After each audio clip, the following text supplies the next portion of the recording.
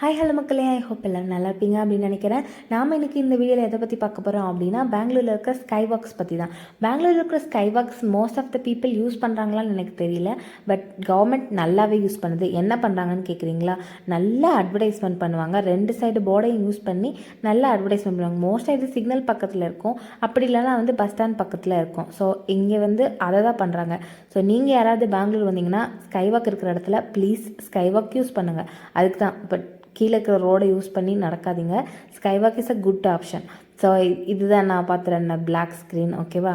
So இன்றைக்கி நாள் நல்லபடியாக இருந்தது. ஸோ இதெல்லாம் முடிச்சுட்டு வீட்டுக்கு வந்தாச்சு. ஸோ வர வழியில் தான் இந்த கிளிப்ஸ் எல்லாம் எடுத்தேன். வந்ததுக்கப்புறம் ஒரு தோசையை போட்டு ஒரு ஆம்லெட்டை போட்டு அப்படியே ஈவினிங் சாப்பாடை முடிச்சாச்சு. அதுக்கப்புறம் அப்படியே மெதுவாக கிளம்பி ஜிம்முக்கு போயிட்டு வந்தாச்சு.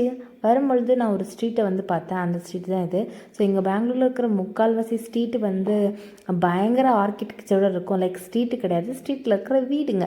ஸோ ரொம்ப ஆர்கிடெக்சரில் இருக்கும். எங்கேருந்து தான் காசு எடுக்கிறாங்க அப்படின்னு தெரியல.